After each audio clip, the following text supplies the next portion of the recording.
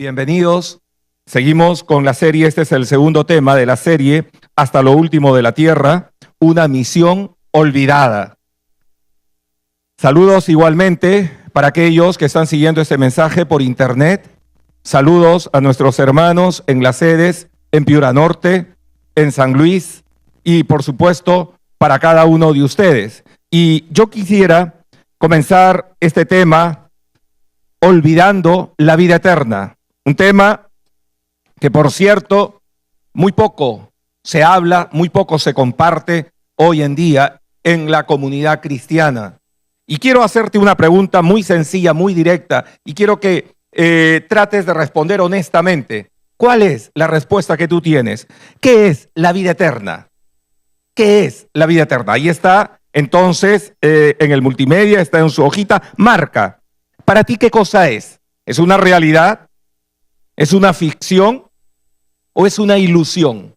Te voy a dar un minuto nada más. ¿Qué es la vida eterna? Marca, pon ahí tu respuesta. ¿Es una realidad? ¿Es una ficción? ¿O es una ilusión? Bueno, vamos a ver otras preguntas que solamente quiero que queden allí en tu mente, meditando las respuestas a lo largo de este mensaje. ¿Cómo se logra la vida eterna? ¿Te has puesto a pensar? Si has puesto que es una realidad, o no sé qué has puesto, ¿cómo se logra? ¿Qué tengo que hacer para obtener la vida eterna? ¿Cuándo empieza la vida eterna? ¿Cuándo empieza? ¿Cuando parta de este mundo? ¿En qué momento de la vida empieza? ¿Aquí? ¿En la eternidad? Para ti, entonces, ¿qué es la vida eterna? Abran sus Biblias, por favor, en Juan 17, el capítulo 3, el versículo 1 al 3. Juan 17, el versículo 1 al 3. El Evangelio de San Juan, capítulo 17, versículos 1 al 3. La palabra allí nos dice: estas cosas habló Jesús. Y levantando los ojos al cielo, dijo: Padre, la hora ha llegado, glorifica a tu Hijo, para que también tu Hijo te glorifique a ti. Como le has dado potestad sobre toda carne, para que dé vida eterna a todos los que le diste. Y esta es la vida eterna, que te conozcan a ti, el único Dios verdadero, y a Jesucristo, a quien has enviado.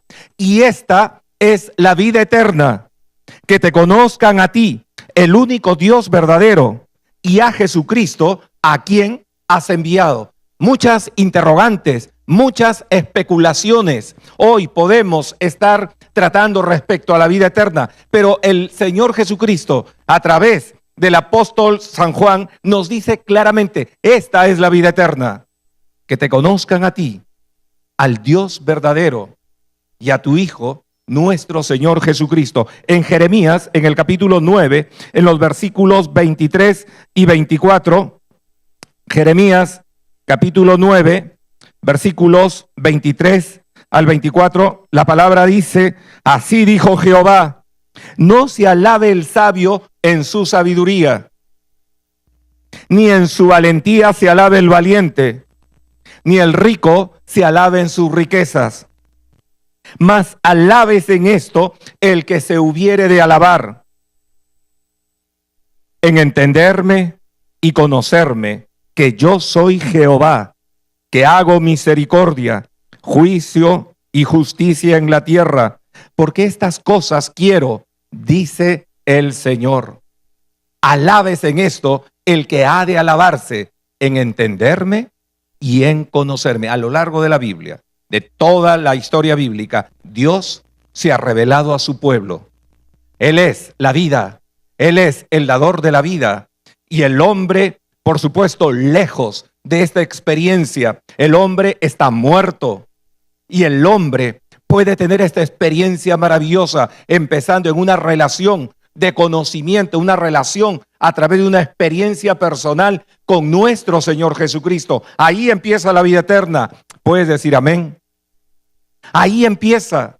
en esa relación, en ese encuentro personal entre el hombre pecador y el Dios todopoderoso hecho carne en la persona de nuestro Señor Jesucristo. Él es la vida. Él es el dador de la vida. Él es el que la sustenta la vida. Él es inmortal. Él no tiene límites. Cada vez se escucha menos en el seno de la comunidad cristiana de temas sobre la muerte, la eternidad, el juicio, la grandeza del alma, etcétera, generando en nuestras congregaciones respecto a estos temas especulación y relativismo en relación a esto, donde vemos que el criterio humano y la ciencia hoy en día se coloca por encima de la fe y de los argumentos bíblicos. Esta generación no sabe dar testimonio, no sabe presentar defensa de su fe frente a estos criterios que hoy se levantan y quieren aplastar nuestra fe y quieren aplastar entonces con argumentos pseudocientíficos la verdad eterna que no cambia por los siglos de los siglos. Pero estos temas casi ya hoy en día no se tratan con esta tendencia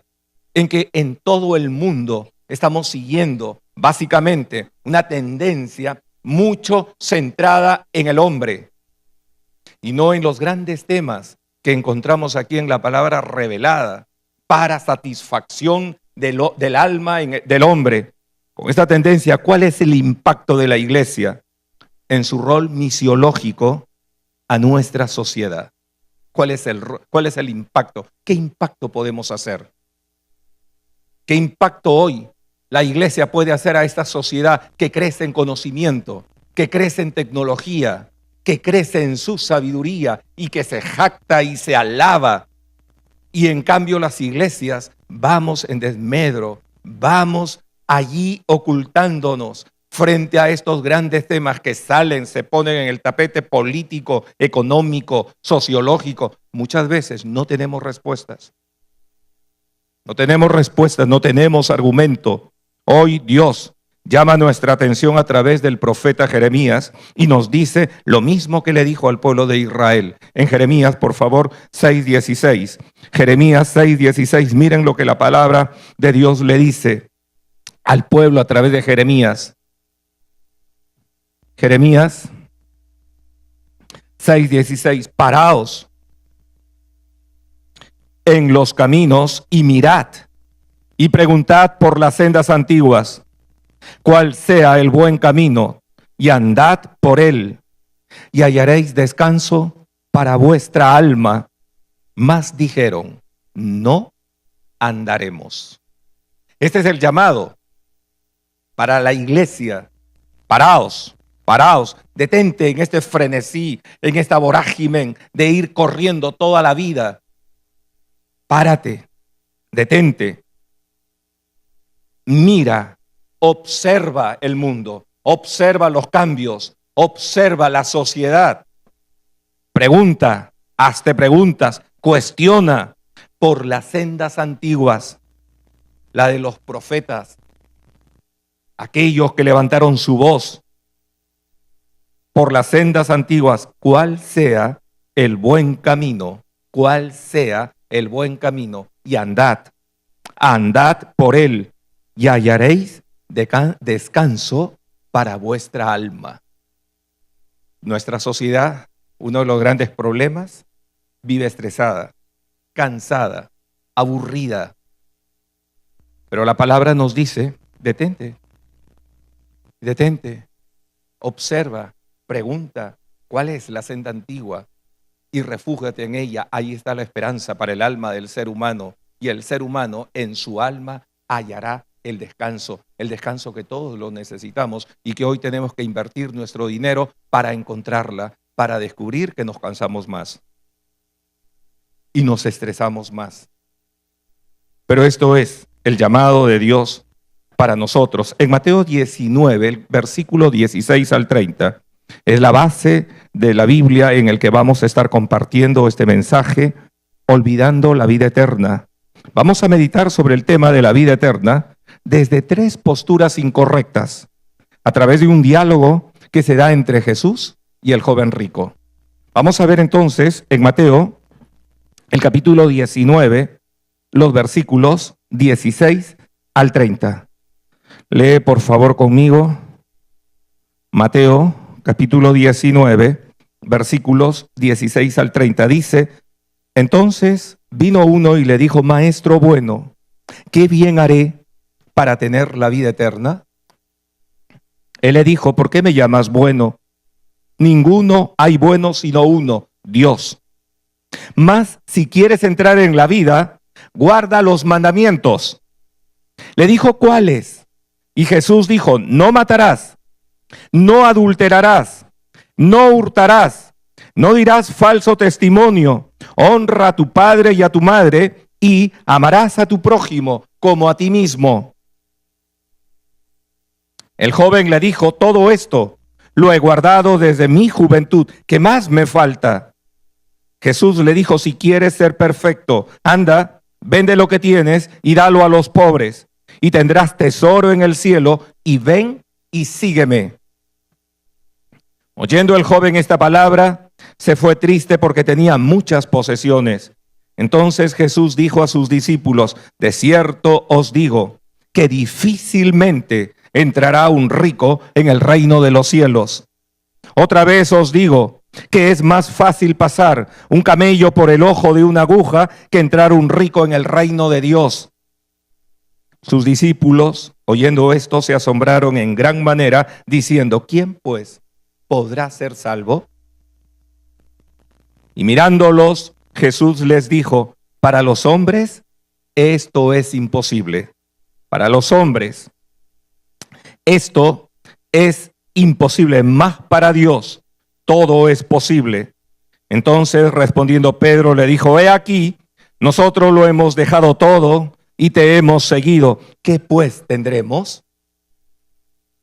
Y Jesús les dijo: de cierto os digo que en la regeneración, cuando el Hijo del Hombre se siente en el trono de su gloria, vosotros que me habéis seguido también os sentaréis sobre 12 tronos para juzgar a las 12 tribus de Israel. Y cualquiera que haya dejado casas, o hermanos o hermanas, o padre o madre, o mujer o hijos, o tierra por mi nombre, recibirá 100 veces más y heredará la vida eterna.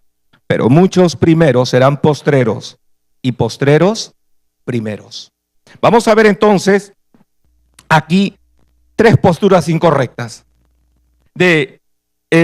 a través de este diálogo que se da entre este joven rico, que podría ser tú, podríamos ser cualquiera de nosotros, podría ser cualquiera que tiene su esperanza en otras cosas, y le dice entonces, ¿qué debo de hacer? Y lo vamos a ver entonces mirando el primer punto, allí las buenas obras y la moral. Buenas obras y la moral es el medio para obtener la vida eterna. Las buenas obras y la moral, el medio para obtener la vida eterna. En los versículos 16 al 22, vamos a volver a leerlo para poder enfocarnos y poder entender qué cosa es lo que en este diálogo está ocurriendo, qué está sucediendo, sobre qué bases está generándose este diálogo, cómo es que un joven llega con tal autosatisfacción, con tal complacencia, desafiando todo al punto que los discípulos que ya seguían a Jesús se quedan asombrados, perplejos, porque realmente la calidad de vida que este hombre tenía era altísima. Un hombre seguramente con muchas disciplinas, muchas prácticas personales, buenos hábitos, pero sin embargo había un gran déficit, un grave problema en su corazón que él no se daba cuenta. Pero en ese diálogo el Señor Jesús lo lleva a mirar su corazón y a darse cuenta. Como Dios quiera que en este día también el Señor Jesús nos lleve a mirar nuestros corazones. ¿En dónde descansa nuestra confianza? ¿Dónde descansamos? ¿Qué cosas son las bases de la vida? ¿Sobre qué fundamentos estás edificando tu vida? Este joven lo estaba edificando sobre las buenas obras y la moral. Esos eran los fundamentos de su vida. Allí dice, entonces vino uno y le dijo: maestro bueno,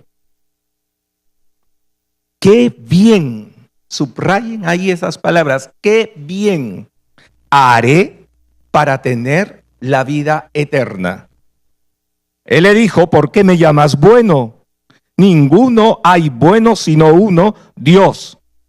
Mas si quieres entrar en la vida, guarda los mandamientos.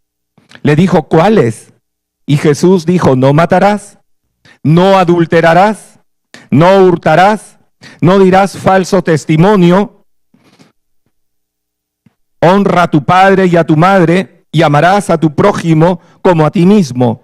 El joven le dijo, todo esto lo he guardado desde mi juventud. ¿Qué más me falta? Jesús le dijo, si quieres ser perfecto, anda, vende lo que tienes y dalo a los pobres, y tendrás tesoro en el cielo, y ven y sígueme. Oyendo el joven estas palabras, se fue triste porque tenía muchas posesiones. Se fue triste porque tenía muchas posesiones. A lo largo de la historia bíblica, encontramos que Dios, por ejemplo, dio promesas para el pueblo de Israel, promesas a través del cual, si el pueblo de Israel guardaba los mandamientos de Dios, el pueblo de Israel tendría la promesa de la bendición de Dios, no solamente en el ámbito espiritual, no solamente en el ámbito familiar, sino también en el ámbito económico, en el ámbito social. Dios le había dado promesas, y estas formas y estas costumbres, entonces, vamos a ver qué es la que está en este hombre cultivándose, pero como todo lo que es bueno, muchas veces se viene tergiversando y se viene aplicando para los intereses personales. Y este joven, que no se sabe quién es, cuando ya Jesús está entrando a la última etapa de su vida aquí en la tierra, que se conoce como la etapa de la pasión, ya en el segundo periodo, camino hacia Jerusalén, cuando ya va Jesucristo para ser entregado y morir por nuestros pecados. En ese periodo de la vida de Jesucristo se presenta este diálogo. Allí, miren lo que dice, qué bien haré para tener la vida eterna. Qué bien, ¿qué tengo que hacer? Es un hombre acostumbrado, por supuesto, a rígidas disciplinas, probablemente, a una moral intachable, a una moral impecable, a una ética incuestionable. Probablemente muchos reconocían su calidad de vida. Un hombre íntegro, probablemente, un hombre honesto, un hombre que se sabía así y proyectaba de esta manera entonces esa imagen, y se hacía respetar y hacía prevalecer esta imagen, la defendía, la cuidaba. Era un hombre dispuesto a hacer cosas a favor de los demás. Era un hombre que estaba dispuesto siempre a la caridad, a las buenas obras, a la ayuda social. Era un hombre entonces que sus méritos iban por ahí. Por lo tanto, él tenía un concepto, vamos a decir un autoconcepto de sí mismo. Valga la redundancia. Él tenía este concepto y empieza diciéndole, maestro bueno. Obviamente, esa expresión maestro bueno es un reflejo de lo que él mismo consideraba de sí mismo. Así él se consideraba bueno, moralmente, intachable, con una ética, y por supuesto, él está colocándose horizontalmente en términos humanos como alguien a quien también seguramente ya escuchó del Señor, ya lo escuchó y conoce del nombre de Jesucristo, de la fama de Jesucristo. Como dije, ya está en la última etapa, los 2 años y medio del ministerio de Jesús, prácticamente el medio año final es donde este encuentro se da. Ya ha escuchado mucho de Jesús y sabe que es un maestro bueno, un maestro de la moral, un maestro de la religión, y sabe de la reputación de Jesucristo, que se extendía su fama más y más. Por lo tanto, él dice, bueno, yo soy igual que este maestro. Y va y le pregunta y le enfrenta, lo confronta al Señor y le dice, maestro bueno, reflejando, proyectando él mismo que él tenía estas cualidades de bondad. Una bondad basada en la moral, por supuesto. Le dice, ¿por qué me llamas bueno? Ninguno hay bueno sino uno, Dios. No hay ninguno. No hay ninguno. Todos a una se desviaron, por cuanto todos pecaron. Todos están destituidos de la gloria de Dios. No hay uno solo bueno. Dice la palabra de Dios a través del apóstol Pablo. No hay uno solo.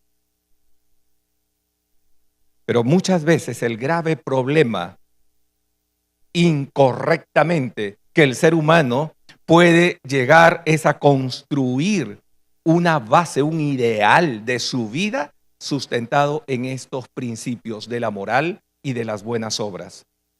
Y creer que se lo merece todo, incluso la vida eterna. Incluso la vida eterna.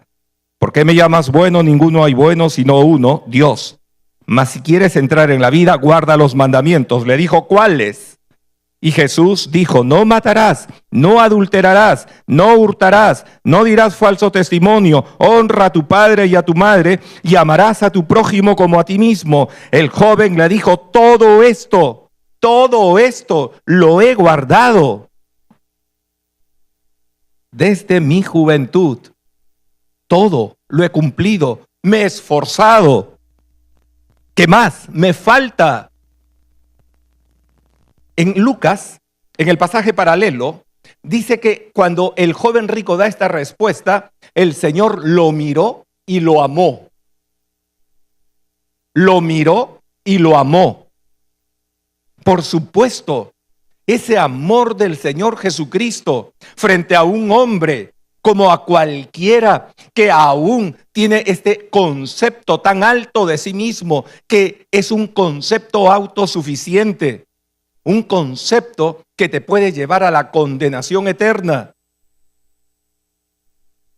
por creer que ya no necesitas más, por creer que cumple ciertas reglas, por creer que hace ciertas obras a favor de otros. Y el Señor Jesús dice que lo amó. Y ese amor dirigido hacia este joven rico es el mismo amor que el Señor Jesucristo tiene para todos los hombres. En toda la historia, su amor no ha cambiado.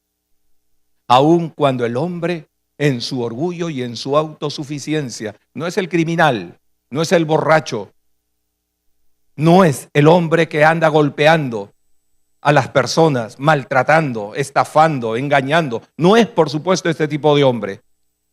Es el otro lado, el otro extremo del hombre, entonces, que tiene una imagen que ha construido en su vida y que por supuesto estos son las bases y los fundamentos, y se siente complacido, autosatisfecho. Este es un serio problema. Y vemos ahí entonces que el Señor le dice, oyendo el joven esta palabra, se fue triste porque tenía muchas posesiones. Y nosotros tenemos que preguntarnos, ¿por qué? ¿Por qué se fue triste? ¿Y qué cosa fue lo que el Señor omitió de los mandamientos? Él empezó desde atrás hacia adelante y se guardó un mandamiento. ¿Cuál es el primer gran mandamiento?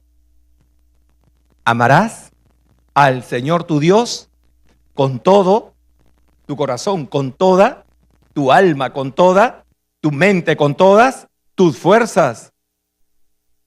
Y esto no se lo mencionó el Señor. Y podemos deducir, podemos inferir que su amor no estaba puesta en Dios, estaba puesta en sus riquezas. Y ahí estaba el tema, y ahí estaba el conflicto, ahí estaba el problema. Amaba más sus posesiones, amaba más su riqueza, amaba más, por supuesto, esto que nosotros vemos allí. Esto es lo que podemos darnos cuenta. Las buenas obras y la moral hace que el Señor pueda llevarlo al hombre a mirar hacia un examen introspectivo. Y hay dos respuestas: o te humillas delante de tu Dios y reconoces que como el drogadicto, como el asesino, el homicida, eres tan pecador, como el mentiroso, eres tan pecador, te humillas y reconoces a Jesucristo, esa es una alternativa.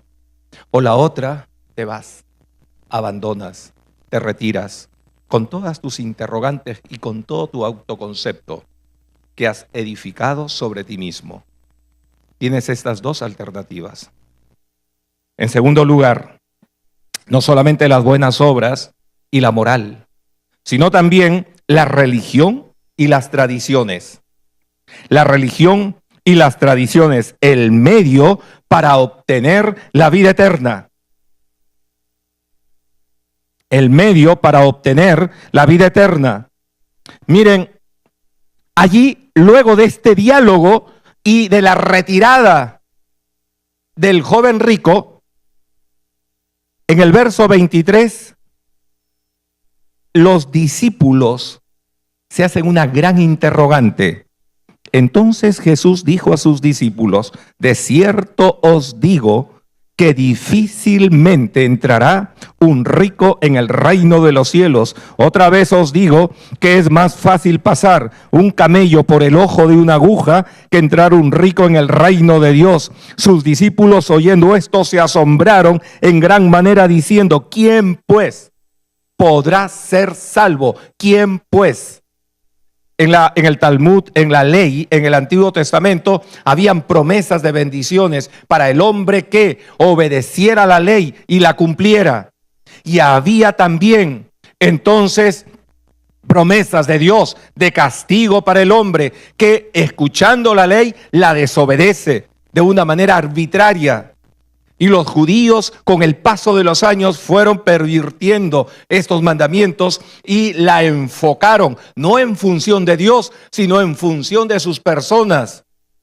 Como hoy en día vemos la religión enfocada en función del hombre y de sus necesidades. El hombre con sus derechos, el hombre con su humanismo. Pero ya no enfocada el hombre en relación con su Dios, el hombre en relación con la obediencia, el hombre en relación con la honra al nombre de nuestro Señor.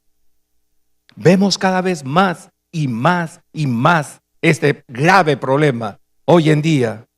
Y ese concepto que estaba enfocado en la honra al Señor se convierte en un negocio, en un interés para el hombre, en un gran negocio, como hoy día vemos, lamentablemente, a través de grandes prédicas o conciertos maratónicos de evangelistas que promueven la prosperidad enfocada en el centro, el centro de la historia, el centro de todo esto es el hombre.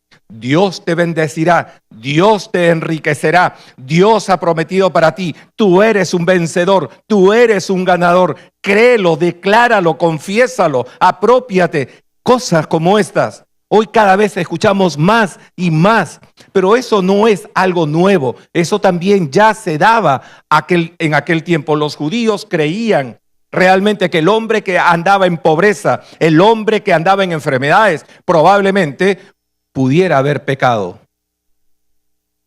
Pero el hombre que tenía prosperidad, que le iba bien en la vida, tenía la bendición de Dios. Este concepto se estaba metiendo.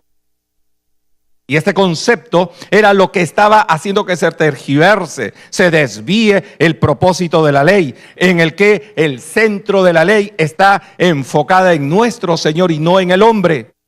Pero el hombre lo lleva para su propio terreno, para sus propios intereses, para su propia motivación egoísta y muchas veces mezquina.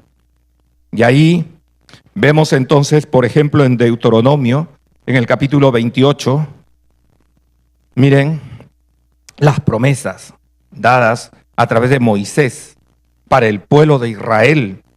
Y allí es tan clara: acontecerá, dice en el versículo 1, que si oyeres atentamente la voz de Jehová tu Dios, para guardar y poner por obra todos sus mandamientos que yo te prescribo hoy, también Jehová tu Dios te exaltará sobre todas las naciones de la tierra, y vendrán sobre ti todas estas bendiciones y te alcanzarán si oyeres la voz de Jehová tu Dios.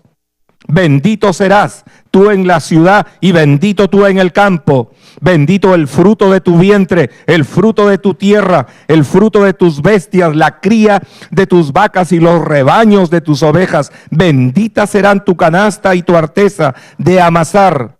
Bendito serás en tu entrar y bendito en tu salir. Jehová derrotará a tus enemigos que se levantaren contra ti. Por un camino saldrán contra ti y por 7 caminos huirán de delante de ti. Jehová te enviará su bendición sobre tus graneros y sobre todo aquello en que pusieres tu mano, y te bendecirá en la tierra que Jehová tu Dios te da. Por supuesto, esta es una promesa que Dios es fiel y Dios cumple. Puedes decir amén. Pero lamentablemente esto se ha pervertido. Esto se ha pervertido.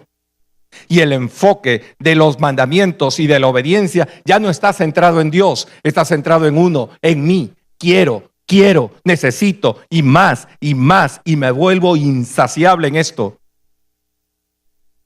Lamentablemente, allí vemos en Marcos, en el mismo texto, miren, en Mateo, vamos a Mateo por favor, el capítulo 19, Mateo capítulo 19, en el versículo 24 dice: otra vez os digo que es más fácil pasar un camello por el ojo de una aguja que entrar un rico en el reino de Dios. Muchos he especulado sobre esto. ¿Qué cosa es esto? Y esta metáfora que está usando el Señor Jesucristo es para decir algo que para el hombre es imposible, no se puede dar. El hombre no puede obtener los beneficios del reino de los cielos con esfuerzo, con moral ni con religión.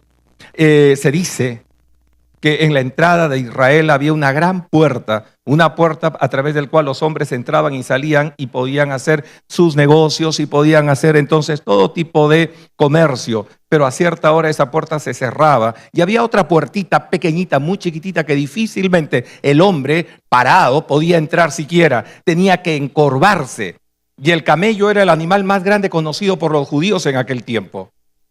Y a esa puerta pequeña dice que se le llamaba la puerta, también conocida como el ojo de una aguja. El ojo de una aguja, porque allí no podía entrar ni siquiera el hombre.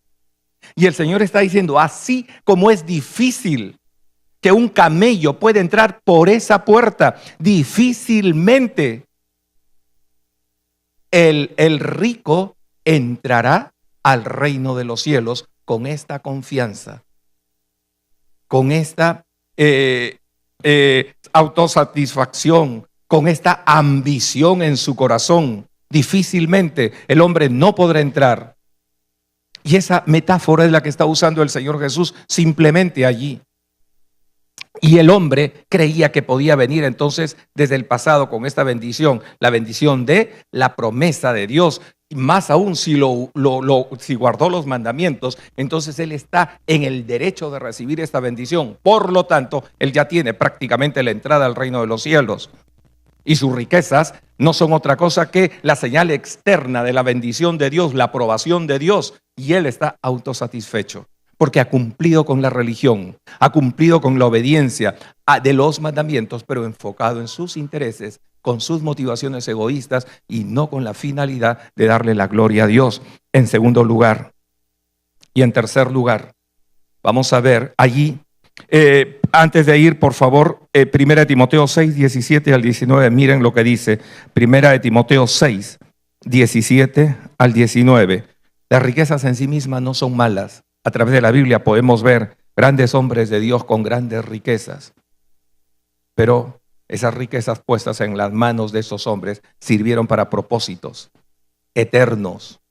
Miren lo que dice en 1 Timoteo, capítulo 16, en los versículos 17 al 19, dice: a los ricos de este siglo manda que no sean altivos, ni pongan la esperanza en las riquezas, las cuales son inciertas, sino en el Dios vivo, que nos da todas las cosas en abundancia para que la disfrutemos. Que hagan bien, que sean ricos en buenas obras, dadivosos, generosos, atesorando para sí buen fundamento para lo porvenir. Que echen mano de la vida eterna. Que echen mano de la vida eterna. Las riquezas son un medio, no un fin en sí mismo.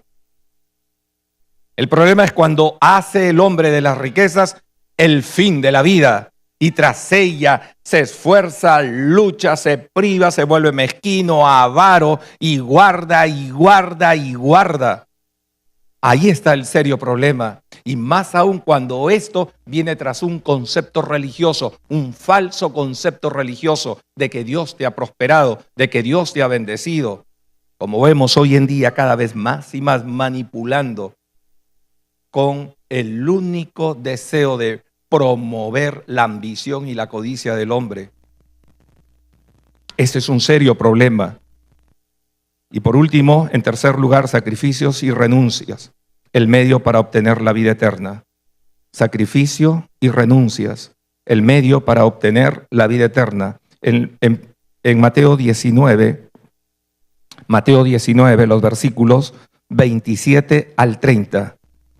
Mateo 19, 27 al 30 dice: entonces respondiendo Pedro le dijo: he aquí nosotros lo hemos dejado todo y te hemos seguido, ¿qué pues tendremos?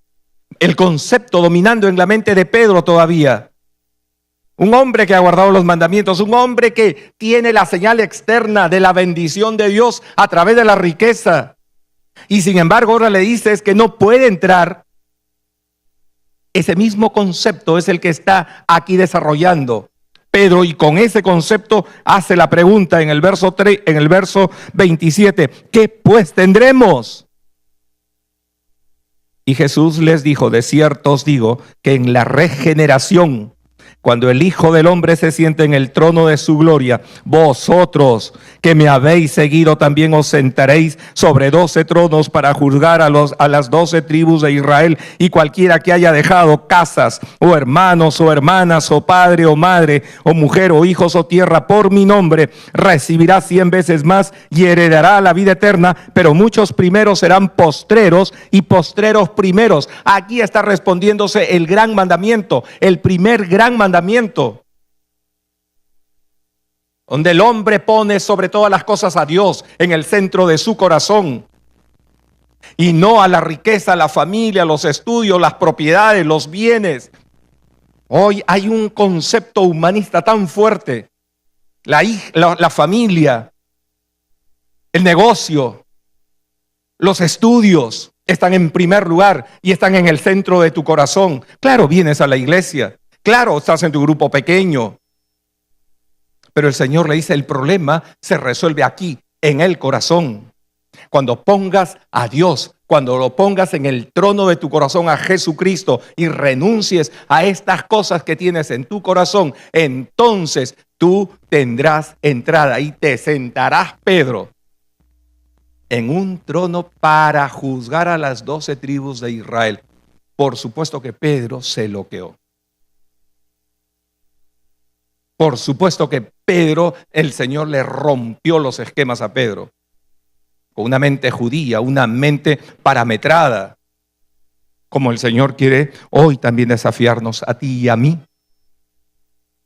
Ahí está el primer mandamiento. Ahí se cumple. Y vemos entonces, Pedro le dijo: he aquí nosotros lo hemos dejado todo y te hemos seguido, ¿qué pues tendremos? Por supuesto, en 1 Corintios, en el capítulo 13, en el versículo 3, el apóstol Pablo nos dice: y si entregare mi cuerpo para ser quemado y no tengo amor, de nada me sirve, aun si hiciera sacrificios.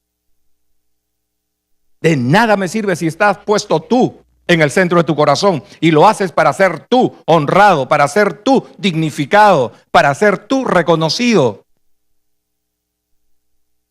Nada de estas cosas tienen valor para el reino de los cielos, para la vida eterna.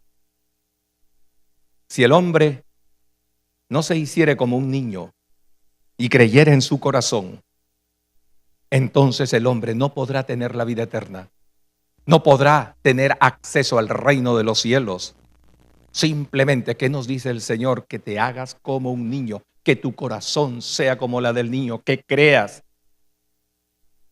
Finalmente, en Juan 3:16, el apóstol Juan nos dice: porque de tal manera amó Dios al mundo, que ha dado a su Hijo unigénito, para que todo aquel que en Él cree no se pierda, mas tenga vida eterna. Para que todo aquel que en Él cree no se pierda, mas tenga vida eterna. Allí vemos 4, vamos a ver un acróstico ahí, la motivación en este versículo: el amor de Dios, de tal manera amó. El amor de Dios, el mensaje,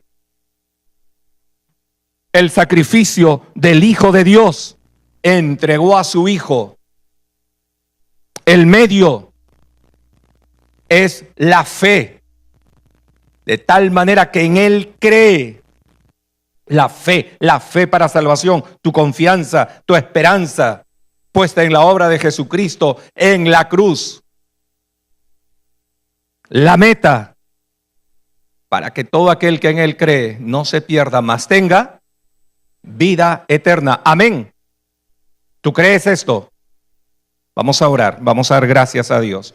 Amado Padre, a ti te damos toda la gloria, todo el honor y toda la alabanza, Señor. Tú eres el Dios todopoderoso. Lo que el hombre, Señor, puede hacer, puede imaginarse, no tiene ningún valor, ningún sentido, Señor. Padre amado, perdónanos por nuestros pecados.